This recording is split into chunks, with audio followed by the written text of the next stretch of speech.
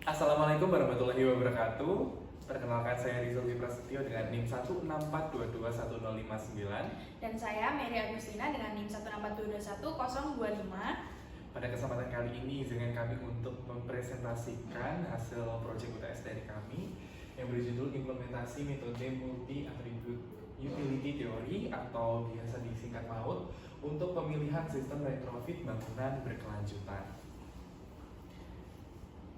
Nah, untuk permasalahannya sendiri, karena semakin kesini kita sering dihadapi oleh permasalahan global, salah satunya adalah emisi gas yang ada pada permukaan bumi ini, dan diprediksi bahwasannya pada tahun 2050 kita yang dimana setiap bangunan itu harus memiliki suhu global di bawah 2 derajat Celcius. Maka salah satu solusinya adalah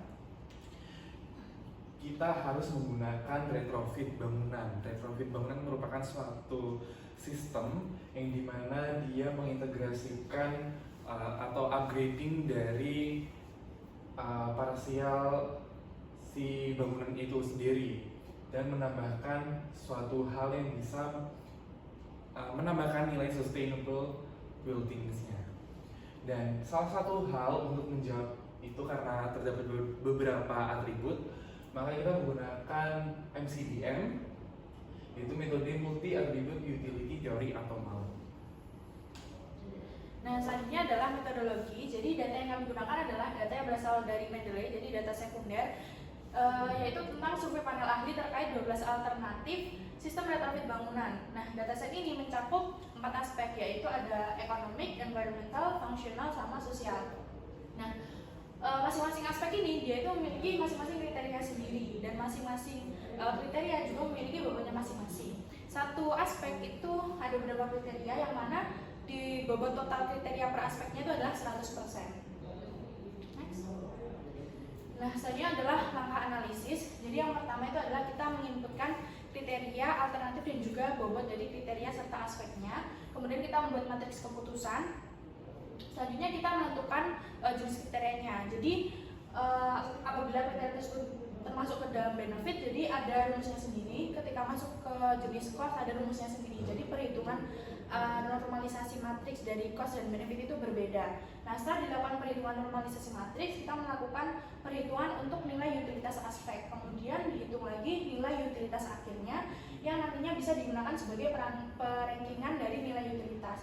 Setelah diketahui rankingnya, kita bisa memilih ranking terbaik sebagai alternatif terbaik. Nah, untuk berikutnya ini merupakan matriks keputusannya, bahwasanya ini berbentuk persegi 12 kali 12, di mana ini merupakan alternatif solusi bagi rumah tadi untuk melakukan retrofit seperti itu.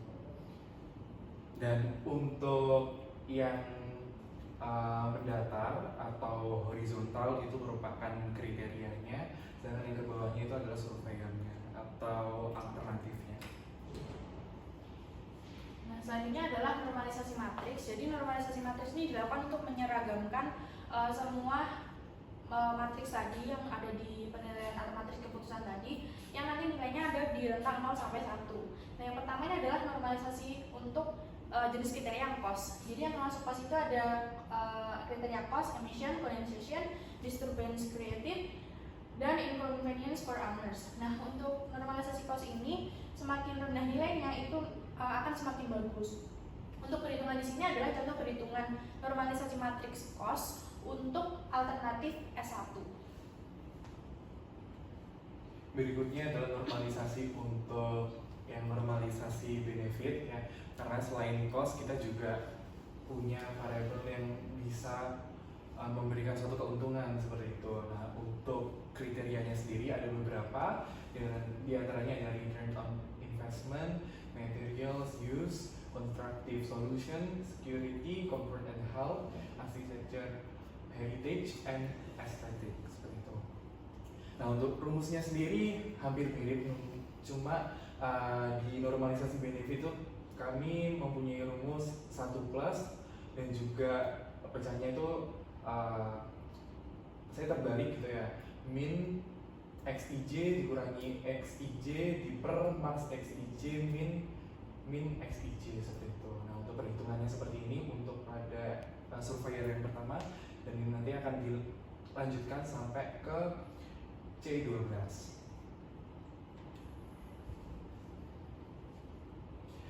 Untuk berikutnya ini merupakan matrik hasil normalisasi, jadi dari berbagai perhitungan tadi, baik dari normalisasi cost dan juga benefit, nanti akan dimasukkan ke dalam tabel ini untuk nantinya kita akan hitung utilitasnya.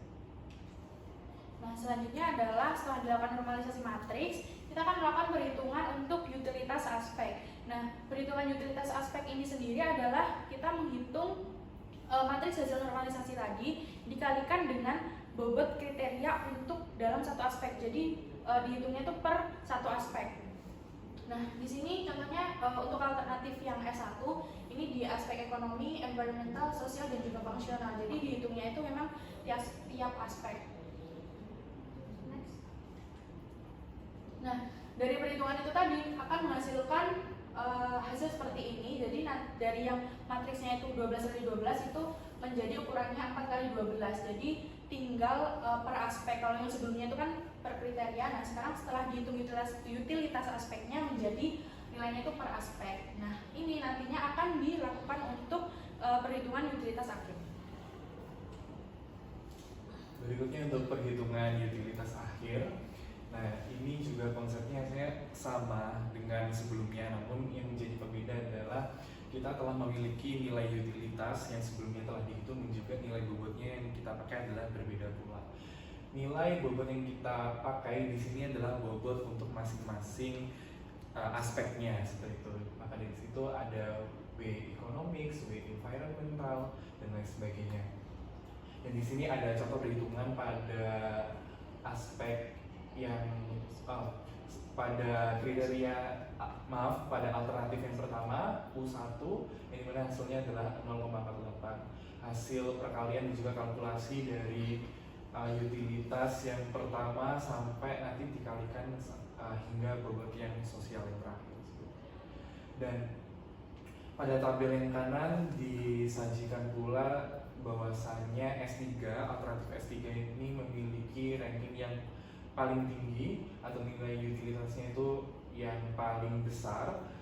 Maka dari itu performanya ini paling bagus, disusul dengan S4, dan yang ketiga adalah S2.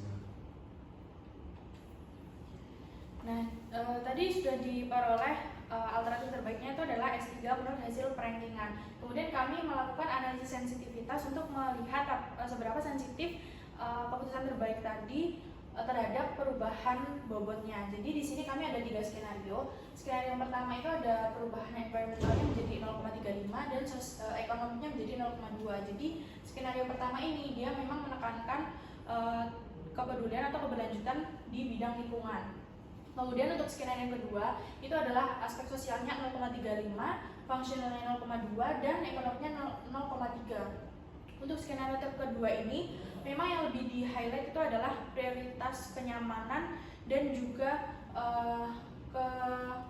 kebahagiaan atau dari si penggunanya. Kemudian skenario yang ketiga itu adalah sosialnya 0,3, environmentalnya itu 0,25, dan juga ekonominya 0,25, serta fungsionalnya 0,2. Dari 3 skenario ini dihasilkan grafik ini. Jadi ini hasil analisis sensitivitasnya.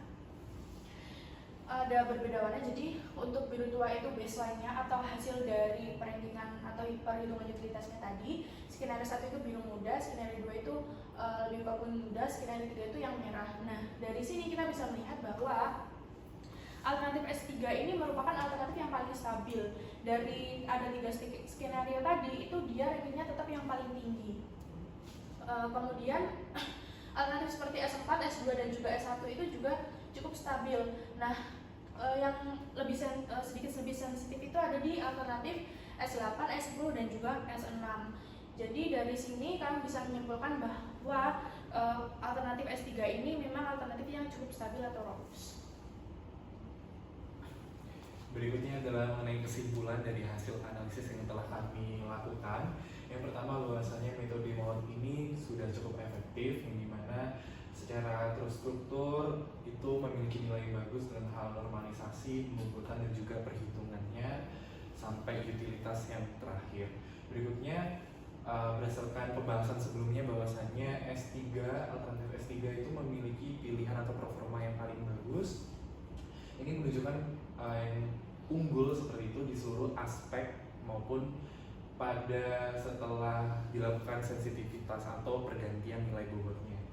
Dan yang terakhir, model ini dapat menjadi alat bantu untuk mengambil suatu keputusan, memilih strategi retrofit bangunan yang berkelanjutan secara holistik. Yang terakhir adalah saran. Jadi karena bobot dalam datanya ini adalah setiap kriteria dalam satu aspek itu bobotnya 100%, itu mungkin bisa digeneralisasikan seperti pada data-data umumnya yang mana semua keseluruhan kriteria itu ketika ditotalkan itu bobotnya adalah 100%. Dan mungkin bisa mempertimbangkan juga menggunakan entropy weighting sebagai bobot supaya lebih objektif. Kemudian yang kedua adalah untuk penelitian mendata mungkin bisa menggabungkan dengan metode lain seperti AHP, AFP atau fuzzy logic untuk memperkuat metodenya, mengingat jenis data yang kita gunakan ini lebih cocok untuk metode AHP. Baik, sekian presentasi dari kami, semoga bermanfaat dan juga kami menerima kritik dan juga masukannya. Kepada Pak Rizal, terima kasih banyak atas kesempatannya. Wassalamualaikum warahmatullahi wabarakatuh.